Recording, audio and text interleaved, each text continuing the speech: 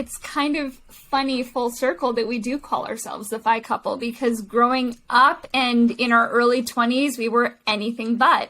I grew up in a relatively middle-class household where money and finances was discussed, but it was really more like find a stable and secure job, get that state job with benefits. But other than like knowing I needed a savings account, that's as far as my financial knowledge went.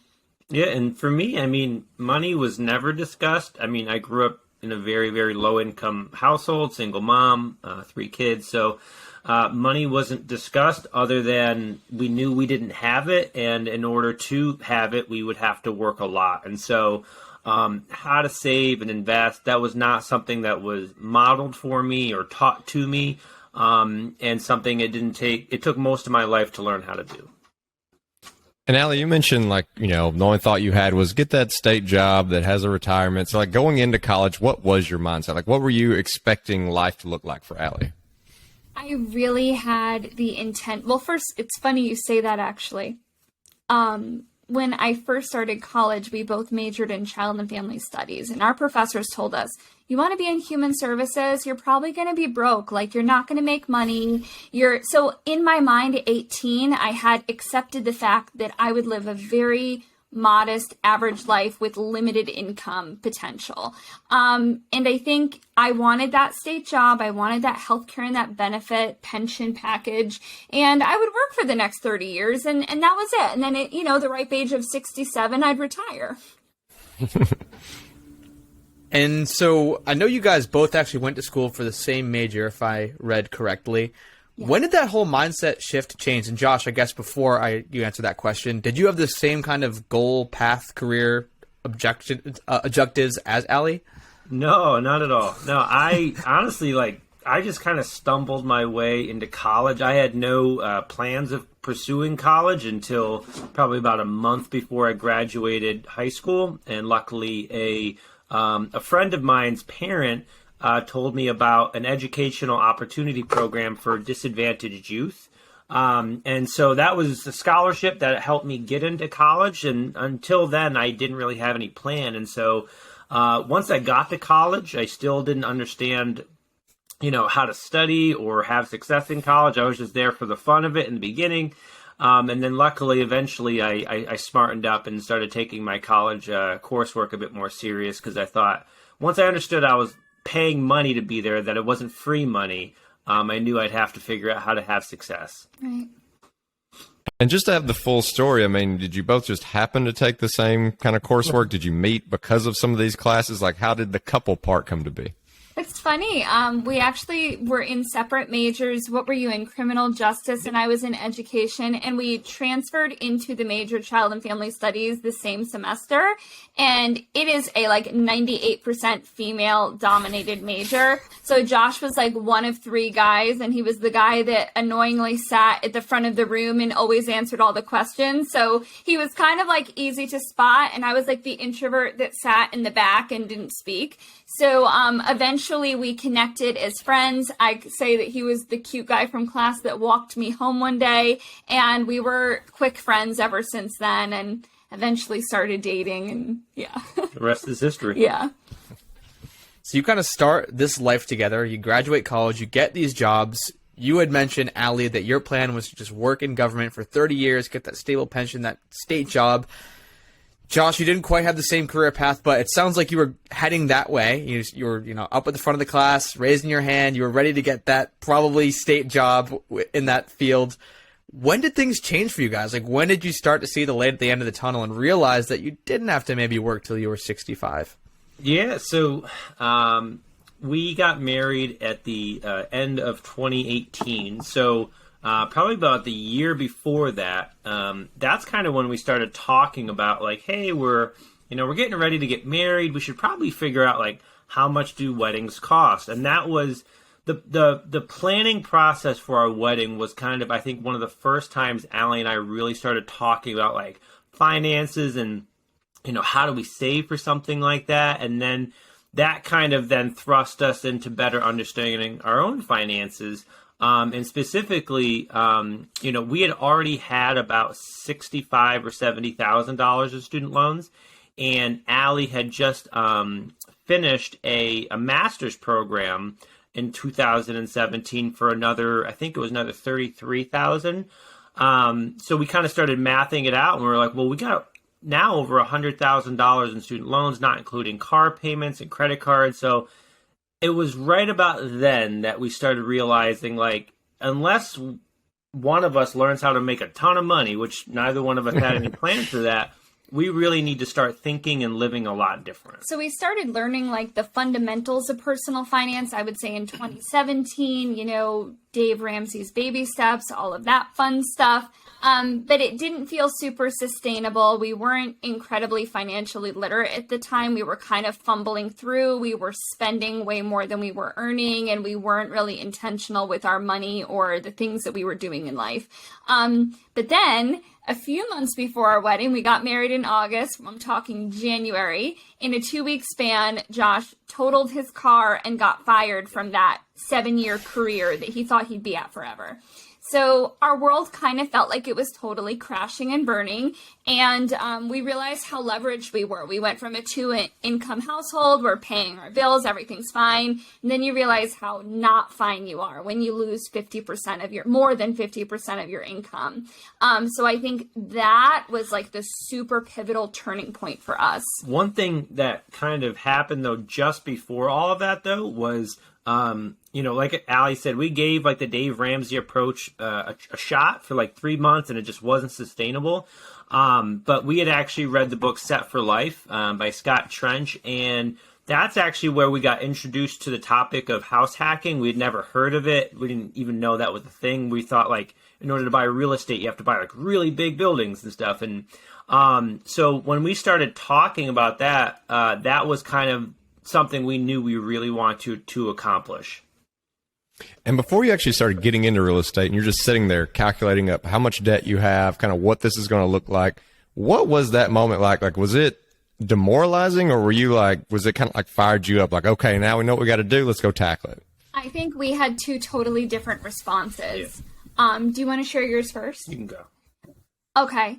I think that I was totally out of touch. I was like head in the sand, ostrich, like everyone has debt.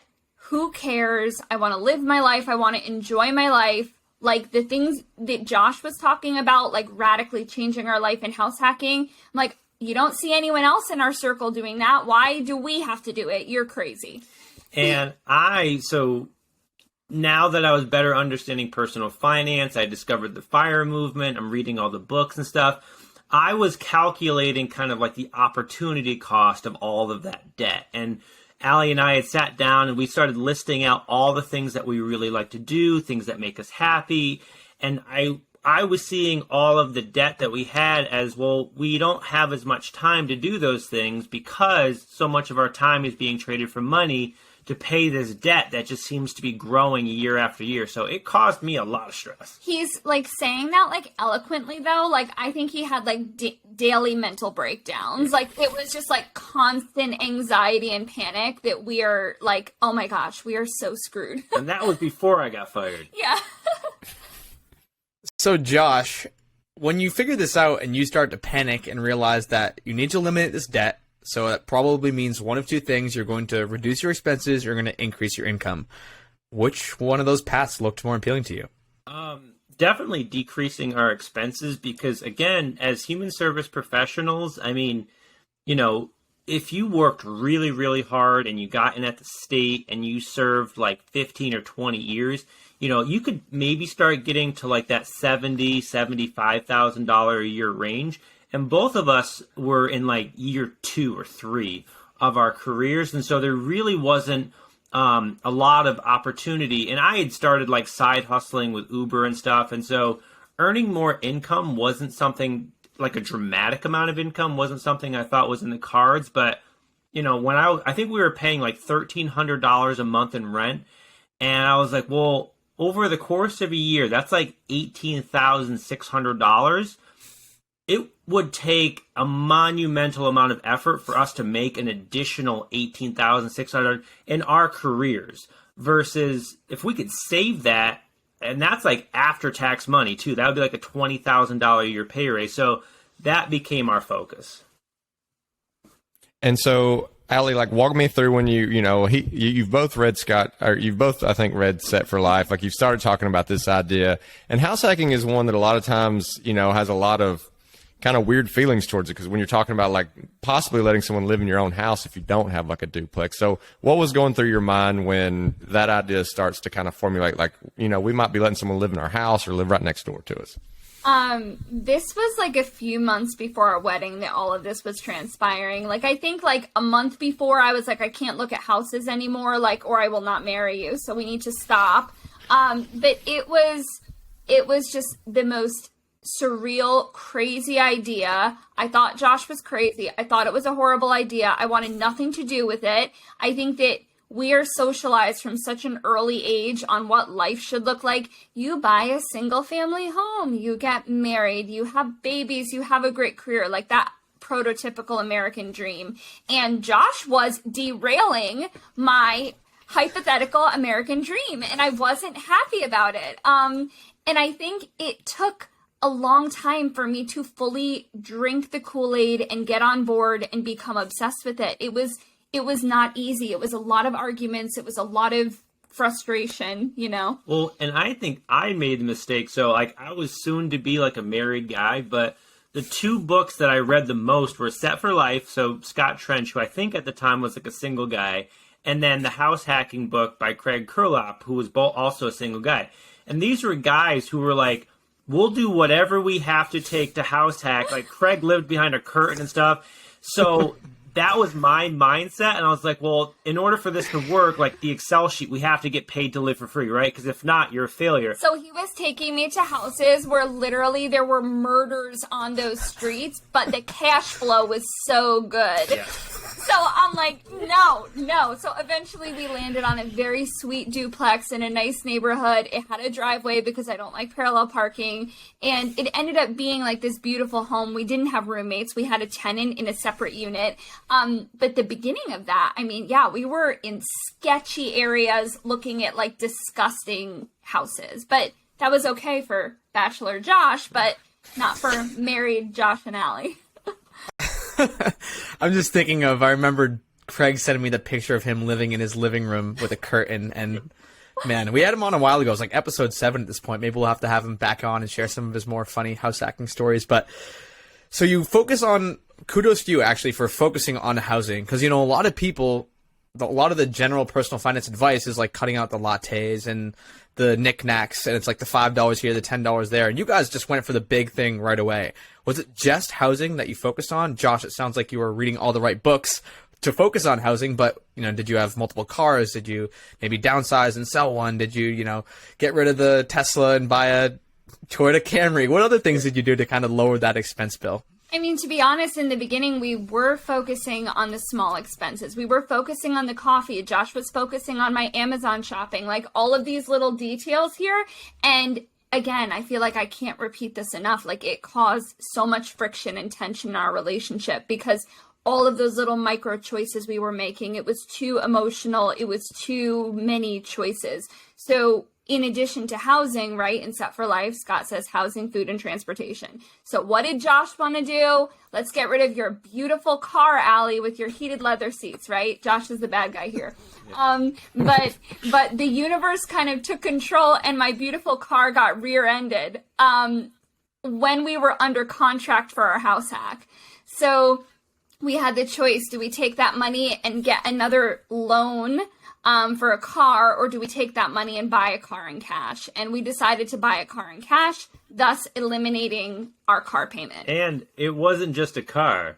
It was a 2011 Toyota Corolla with cigarette burns in the front seat and like $85,000. Because again, Set for Life, it was like you house hack and you get the Corolla. So we were like, we got the Corolla and now we're going for a house hack. Josh was very annoying during this phase of our life. It's, the Rolls Royce of the FI movement. But yes, it was a very exciting time.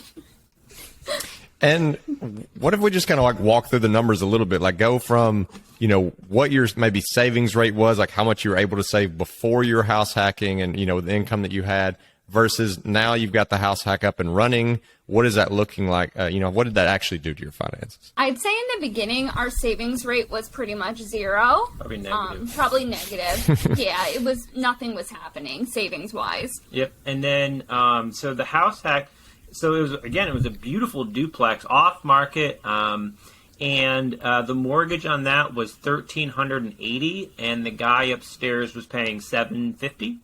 So I think that brought it down to we were out of pocket $630 a month, so we were going from almost $1,300 a month down to $600, not including utilities and stuff. And so that coupled with I got fired, but then I started my own business, so I started getting my income back up to where it was, and then making a little bit more.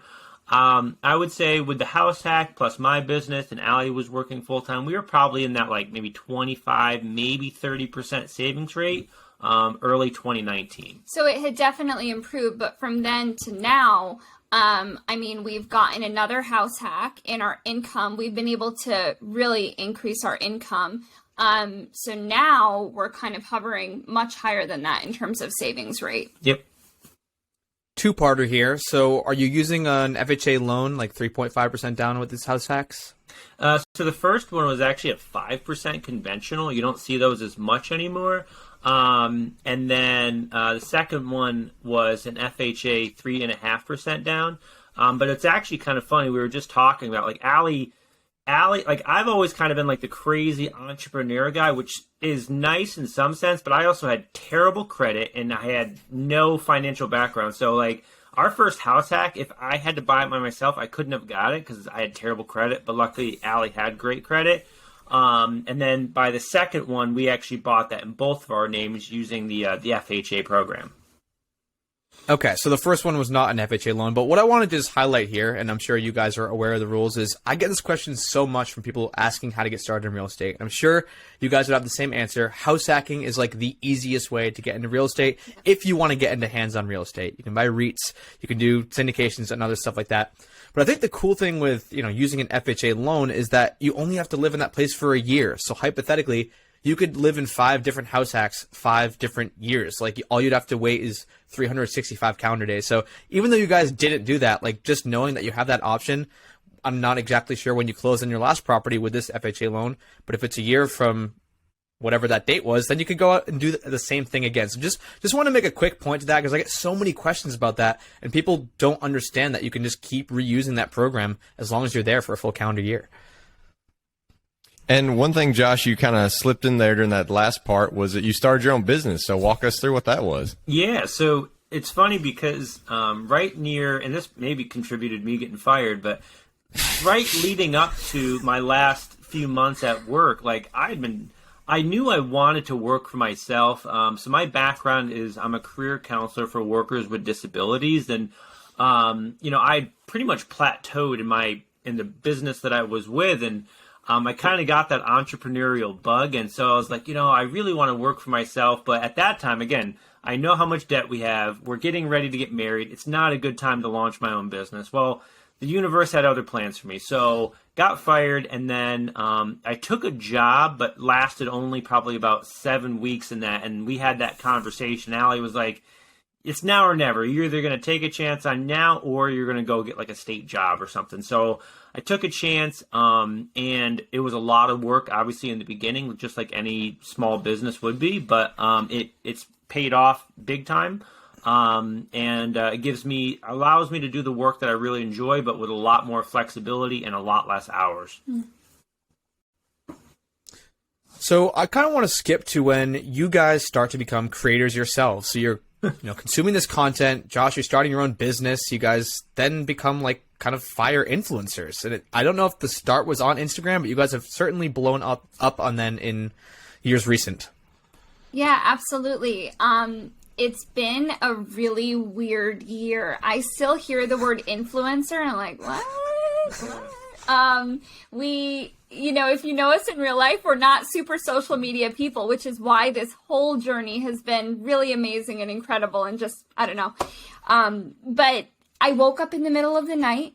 It was late 2020 at like 3 a.m. and I just woke up and I was like, we should start an Instagram, like documenting our debt payoff and being real estate investors and all of this stuff. Because my big thing is, I feel like so often when you hear the stories about the real estate investors or the people that paid off their debt or did these amazing things, they didn't have a lot of debt, or they had really high paying jobs, or they had some sort of like advantage there. And I'm like, we literally made the worst financial choices. We had so much debt. We didn't get started until our late 20s. So I wanted to share that narrative of being like an everyday normal person and still being able to figure it out. So I told Josh at 3 a.m, like, this is what we should do. And what did you say? This is a terrible idea. We got off like, I said, that's we're really supportive of each other. that's so dumb. Like, what have we done? Who's going to listen to us other than our moms? Like, that's such a bad idea. Go back to bed. So Josh thought it was a bad idea, but I could not get this idea out of my head, and I became obsessed with it. I was just so excited. I'm like, I don't know why I'm excited about this, but I have not been excited about something like this for so long. We have to do it.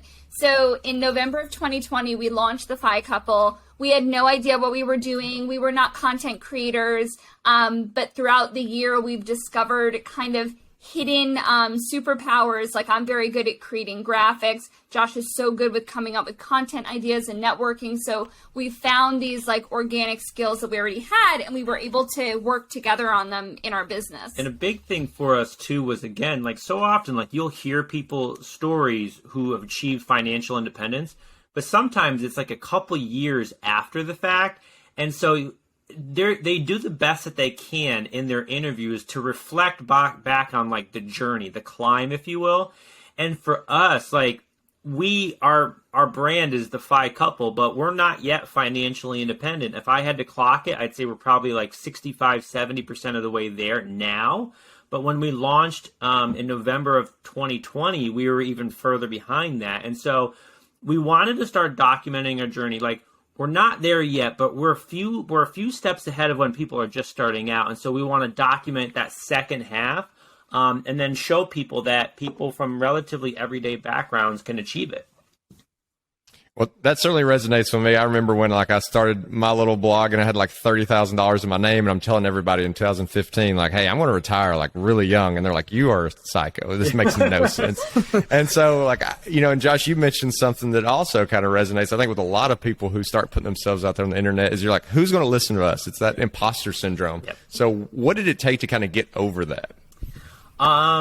Oh gosh. I mean, I think over it would imply that we were over it, but I think even now, I'm over it. You're not over it? I still sometimes. I was going to say just like an aggressive wife. Like, I think I kind of forced him to do it, but I don't know. What do you think? Allie knows she's got the goods. It's like, Josh, come on. I think what it was, Justin, was when we started to see growth. And I remember, like, I don't remember what it was, but I remember we started getting like DMs on our Instagram of people like, hey, love your story. This is our story. And they would ask us a question. I was like, oh, that's kind of cool. Like, here's a complete stranger, and they're just asking, you know. And I was always that guy, especially on like different like Facebook groups and stuff like that, like Bigger Pockets and Choose FI. I was always the one asking questions. I was like, oh, this is pretty cool. And then like the questions kind of started coming in more and more, and then our brand continued to pick up, and then I was like, you know, maybe there's something to this. And I think right around like December or January, we had like maybe 1,000 followers, which at that point I was like, hey, 1,000 followers. We were so excited. That's pretty cool. Yeah, it was awesome. But I will say we have been really fortunate, just through like the algorithm gods, to have connected with other creators who have been super kind in terms of like helping us kind of learn social media and giving us suggestions and content ideas and strategies. And I think that's helped a lot. And it's just as old as time, is like your network is so important. And we've built a really strong network this past year, which has helped us a ton. So I kind of do want to get granular with you guys on Instagram, because like you said, Josh, like, you guys are kind of in the middle of it. You don't have 10 followers. You don't have 5 million followers. Like, you are on a steady climb. I just see that graphic that you make. It's like 70K, 80K, and, you know, 90K is coming sooner than later, probably by the time people hear this episode. Could we kind of just get into the nitty gritty? Like, what does a typical day in a Instagram content creator's life look like? I know there's reels and there's posts and there's just answering questions with videos. Like, there's so much that goes into it. Could you kind of give us a little peek behind the curtain? Absolutely. I mean, if you asked us this question like 2 months ago, we'd have a different answer. For the majority of our time running the Phi Couple, we were both still working full-time jobs, and people didn't know that. They were like, wait, you work on top of this? So we were working full-time jobs, part-time jobs, and running the Phi Couple. So Phi Couple was really like nights and weekends. It was working 24/7, and it was really hard. Yeah. But this past November, I was able to leave my full-time job. I found a part-time job that still had health benefits. I'm working 2 days a week to retain that. But otherwise, I'm full-time with the Phi Couple. So for us, yeah, we kind of have our punch list for the day or the week, but it's any and all, you know, we're creating content, we're brainstorming content. We've been really fortunate to partner with some amazing brands and do work with them. We're doing YouTube videos for Bigger Pockets. So it's kind of just thinking, what is our message and how can we educate others and share that message with our tiny little pocket of the world? And when we're not creating content or planning projects or other collaborations, we spend a lot of time like engaging with people who have questions or trying to add value to other people's pages, like posts and stuff. And that's actually I think one of the biggest reasons we were able to grow so much was, you know, if I saw, you know, someone share a post that really resonated with us, to the best of my ability, I would always try to leave like a thoughtful or insightful comment, and do that multiple times a day, just about every single day. And that actually, you know, a lot of it is algorithmic driven. So I think there was enough value add comments to the point where people said, hey, that was a really good comment. I'm going to go check out the Phi Couple. And we would get comments all the time like, hey, or like direct messages, hey, saw your comment on such and such's post. That was really great. Happy to follow you. And I was like, oh, okay, that's cool. This got so bad that people have asked us, like, do you use a third party like robot processor to leave comments on people's posts? I'm like, yes, it's my husband. That's just your crazy husband. So yeah, that's any comment, anything like that you see. And sometimes people are always really like surprised. They're like, oh, wow, I'm really surprised you answered my question. And I was like, don't be like, that's why we do this. Like every question that comes in, as long as it's not like spammy and stuff, we'll answer. And we're always just trying to add value. And I think a lot of people getting started, you know, they can get intimidated by words like algorithm or thinking about like frequency of post or timing of post or, you know, obviously you need some quality content. But outside of that, would you say it's more important to really have something super polished or just to post more frequently? I think it kind of like balance of both, to be honest with you. I think that there's a few key levers that you can pull to run a successful social media platform. And as long as you're consistent, you can do it. So I would say you want to know like who you are and who your audience is. Like, what is my message? What is my circle of competence? I'm not going to deviate from the circle. So having that clear message of who you are, you want to build trust and authenticity. So being you, being transparently you. I would say posting quality content, but you don't need to post 10 times a day. When we first started, we were posting maybe 3 times a week. Now that we're taking it full time, I'd say we post minimum 5 times a week. But again, it's just you get into the rhythm and you figure out the systems. I think in the beginning, we didn't have systems because it wasn't a business. So it was like this fun little hobby. We weren't taking it seriously. But once we realized like this can be something and this can be something life-changing, we really developed systems because it's a business. What's really nice too, especially in like, this is like a really nice transferable thing with real estate, is that I can't speak for all like social media platforms, but Instagram gives you a ton of analytics. So a lot of what we do is also like very much like analytic driven. I mean, we're very data driven. We look at all on the back end. We see what people engage with, what people don't engage with, times of engagement, days of engagement, so on and so forth. And so in the beginning, it was just kind of like, let's see what works. And, you know, frankly, I mean, sometimes we're still tap dancing, trying to figure out, because like algorithms do shift, but I think we have a pretty good idea of what works and who our audience is. Something we actually just looked at the other day that we're really proud of is like 60% of our 82,000 followers are women. which is really, really exciting because I think that's a very underrepresented, audience in terms of personal finance. And so we know a lot about our followers, and so we try to create content in with that in mind. Yeah.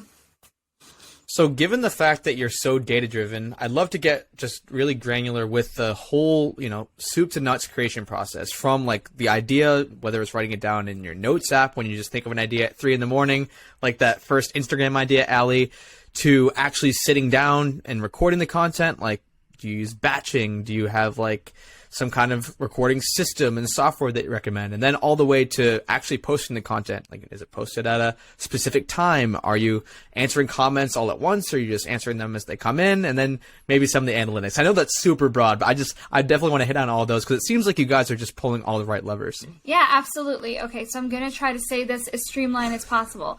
So we definitely batch content. We do our best to batch content. So we have a business email account and a Google Calendar, and every day on that calendar we write out what content needs to be posted for the day, so we know that it's happening, so we don't have to think about it. We also have an organized grid pattern so that we know what is up on the rotation. In the beginning it used to be, what do we feel like posting? Now it's, we're due for a Twitter post, we're due for a reel, we're due for an infographic. So because we know, it takes the thinking out of it. So we're more of a well-oiled machine. So we brainstorm content ideas, and then I'm usually the one that puts the content together, and then we approve it together. We create the language and the caption. We're not crazy high tech. We're still pretty bare bones. I mean, I use Canva for all of our visuals. We shoot all of our videos with an iPhone and edit them on the iPhone, and then it gets published. So a big thing that we've learned, though, is a two-party business. You have to identify your strengths. Like, there are things that I am good at that Josh is horrible at, and there are things that Josh is incredible at that I'm not even going to try to talk about. So staying in our lane and knowing who's good at what has helped us be more efficient with it. And I think even like before, like the Phi couple, like I'm kind of like an aggregator. Every day it's podcasts, it's blogs, it's YouTube, all about real estate, personal finance, entrepreneurship, pretty much every single day. And so every day I'm consuming all of this information. And in the past, a lot of it was just like, this is for fun. I really like to learn it. But now I can learn about different topics and say, wow, that's a really cool idea. And then a lot of it stays in my mind. And then from there, it goes into like a notes app in my phone. And I'll literally just like say like, hey, Siri, make note. And then I just send out some garbled thing into my phone.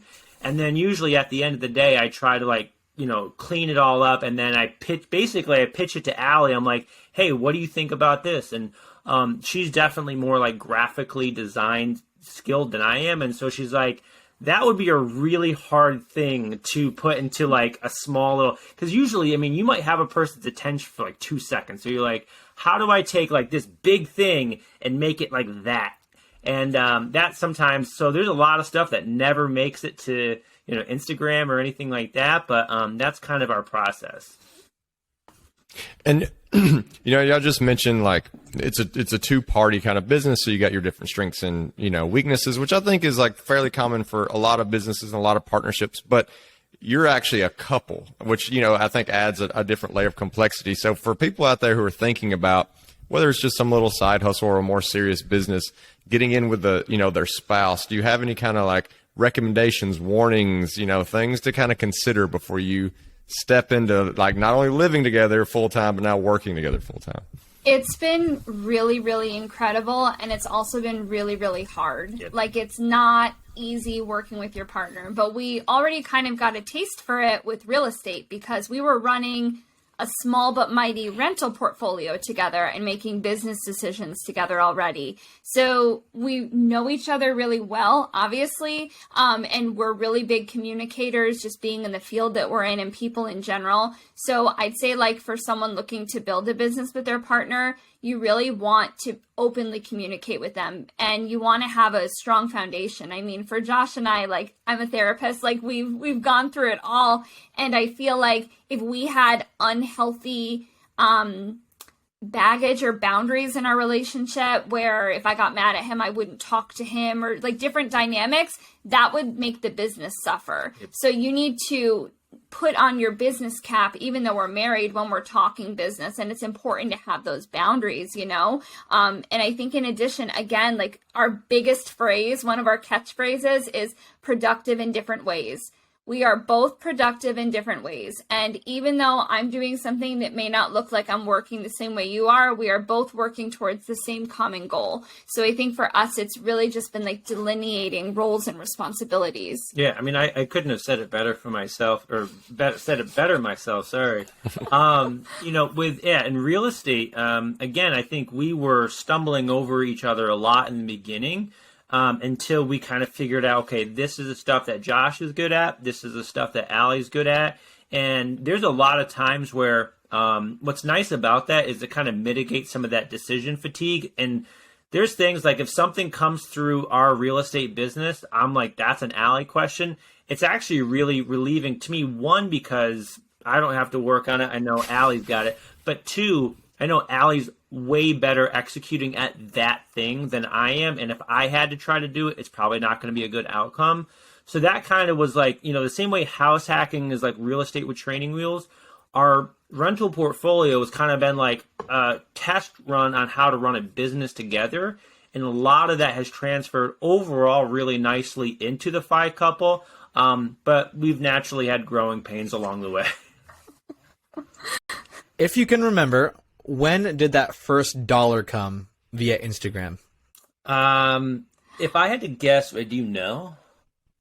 I think. If I had to guess, so we don't really do it as much anymore. But in the beginning, we were providing like one-on-one coaching for individuals and couples, whether it was interested in real estate, personal finance, paying off debt.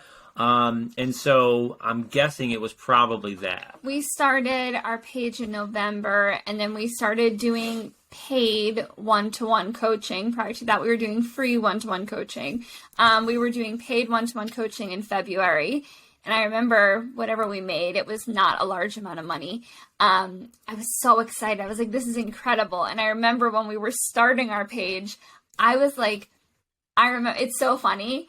I was like, Josh, I want to have 25,000 followers. Like, yeah. We're going to be famous. I want to have 25,000 followers. I want to make so much money from this. Like, Josh was like, Allie, first of all, that's not happening. This is going to take years to build.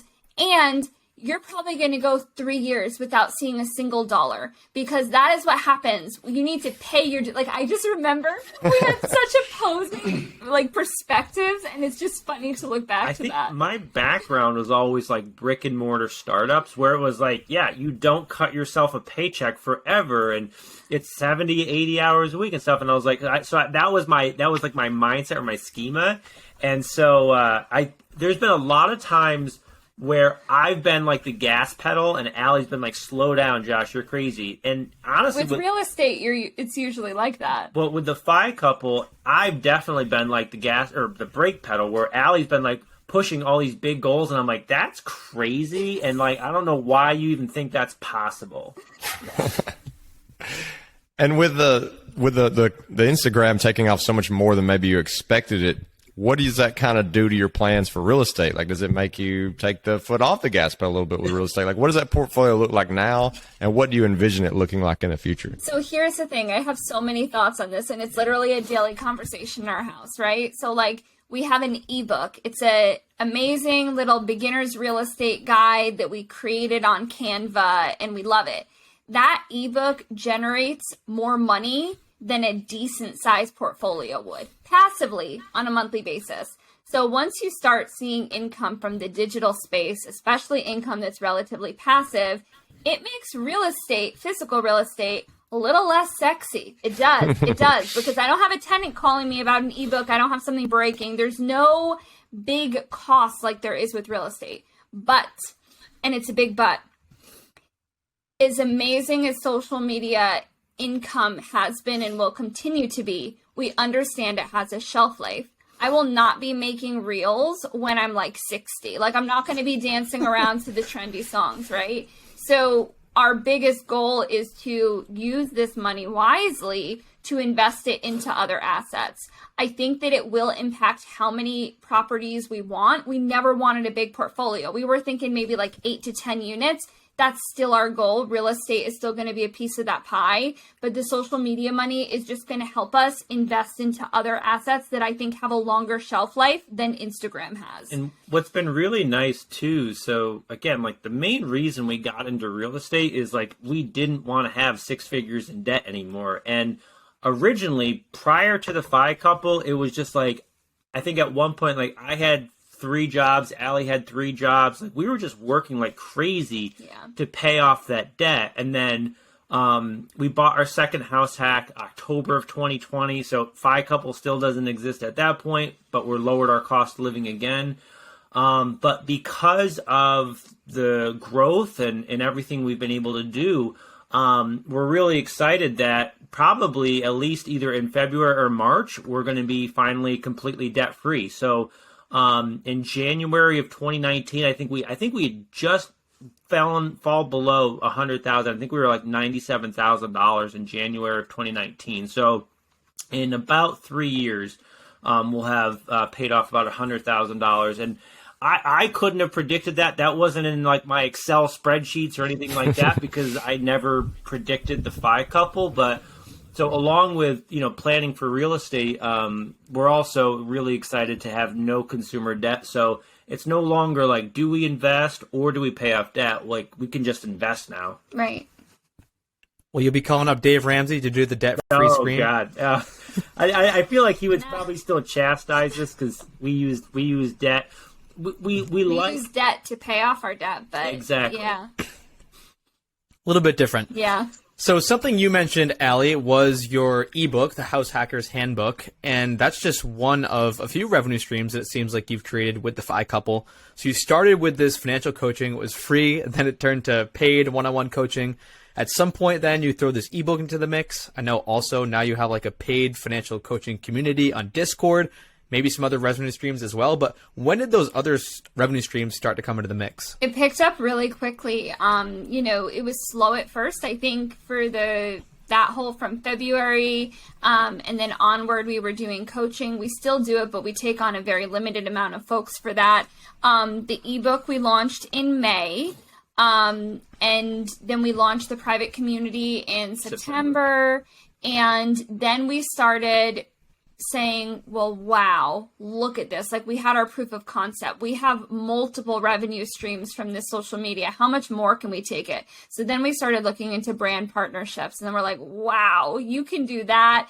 And now it's like, let's launch a course. So I think there's all these different things. And what I love about this is that the opportunities are endless. You want to make sure you create sustainable systems. Like I want to do a blog and like all this stuff. So it's really cool, but I don't want to build myself another cage that I just got out of. So it's finding systems that are sustainable for the life that we want, not just me having a job with 20 new employees at the Phi couple business. You know what I mean? And like we talk about this all the time. Like it's really exciting. Like this year right now, we have already some really big opportunities ahead of us. But like we always will look at each other and be like, stick to the plan. Like that's really, really cool. But like don't start celebrating or anything like that. Like stick to the plan, execute. And every single day, it's like we'll take a breather.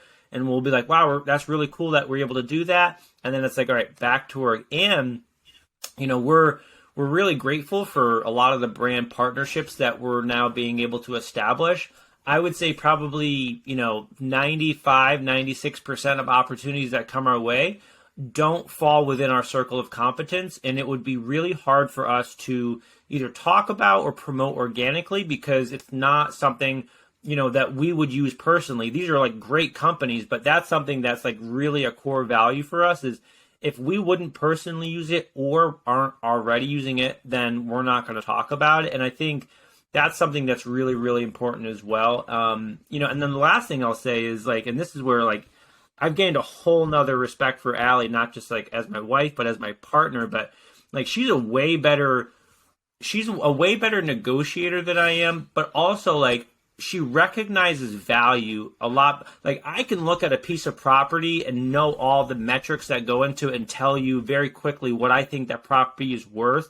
But when it comes to like time and, you know, our social media business, that's where I struggle. But having a partner who's way better at that than you are, that's been integral to our business. And for Allie and Josh, which we can cut this out, but I just want to double check that there's nothing that we haven't talked about that you want to talk about, or Cody, you don't have any questions you want to ask either way. Not in particular. No, this has been awesome chatting with you guys. Yeah. Okay, well, I'll do the kind of little rollout question, and then, you know, just, you can say goodbye and then just don't completely hang up, because Cody will make sure he gets all the audio and everything. Okay.